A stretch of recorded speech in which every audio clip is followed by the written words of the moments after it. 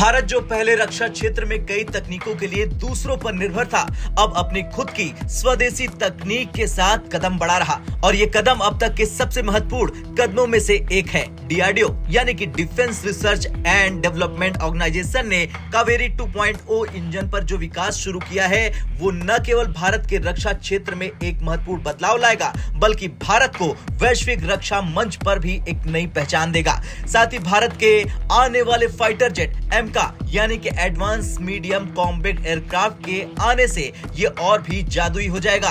भारत के लिए ये एक ऐतिहासिक मील का पत्थर है। डीआरडीओ ने कावेरी 2.0 इंजन का काम शुरू कर दिया है जिससे भारत अब पूरी तरह से विदेशी इंजनों पर निर्भर नहीं रहेगा। ये सफलता भारत के लिए बहुत बड़ी है क्योंकि इससे भारत को अब अमेरिका, रूस और फ्रांस जैसे देशों पर अपनी निर्भरता खत्म करने का मौका मिलेगा। कावेरी 2.0 इंजन से न केवल भारत को अपनी वायुसेना को और मजबूत बनाने का अवसर मिलेगा बल्कि ये देश के रक्षा क्षेत्र को आत्मनिर्भर भी बनाएगा। वैसे ये अब तक की सबसे बड़ी खबर है जो भारत के रक्षा क्षेत्र को पूरी दुनिया में एक नई पहचान दिला सकती है, वो है एमका यानी एडवांस मीडियम कॉम्बैट एयरक्राफ्ट। दरअसल भारत जो पहले युद्धक विमानों के लिए विदेशों पर निर्भर था, अब अपने खुद के स्टेल्थ फाइटर जेट पर काम कर रहा। एमका जिसे भारतीय वायुसेना के लिए तैयार किया जा रहा, भारत की रक्षा तकनीकी क्षमता को एक नई ऊंचाई तक पहुंचाएगा। एमका का विकास पूरी तरह से स्वदेशी है और इसका डिजाइन ऐसे है कि ये किसी भी रडार में दिखाई नहीं देगा। इसके स्टेल्थ फीचर्स इसे दुश्मन के रडार से बचने में मदद करेंगे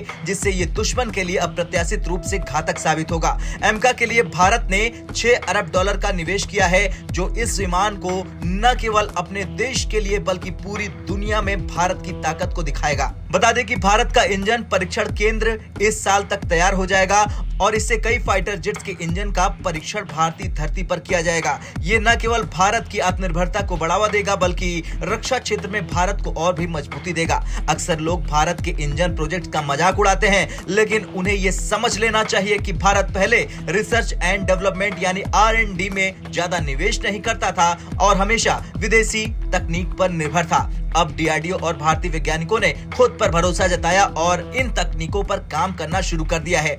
इसके चलते भारत का इंजन क्षेत्र में आत्मनिर्भर बनने का सपना धीरे धीरे सच होता दिखाई दे रहा। खैर, भारत का आत्मनिर्भर बनने की दिशा में एक ऐतिहासिक कदम है। डीआरडीओ द्वारा कावेरी 2.0 इंजन और एमका के विकास से भारत की ताकत में काफी वृद्धि होगी। भारत के वैज्ञानिकों ने साबित कर दिया कि जब भारत अपने प्रयासों पर ध्यान केंद्रित करता है तो वो किसी भी तकनीकी क्षेत्र में दुनिया में सबसे आगे हो जाता है। आने वाले समय में भारत की वायुसेना अपने स्वदेशी इंजन और स्टेल्थ तकनीक के साथ पूरी दुनिया में अपनी ताकत का प्रदर्शन करेगी। अब आपका क्या कुछ कहना है? जिस तरह से ये रिपोर्ट सामने आई है उसे लेकर कमेंट कर जरूर बताएं। ब्यूरो रिपोर्ट, भारत तक।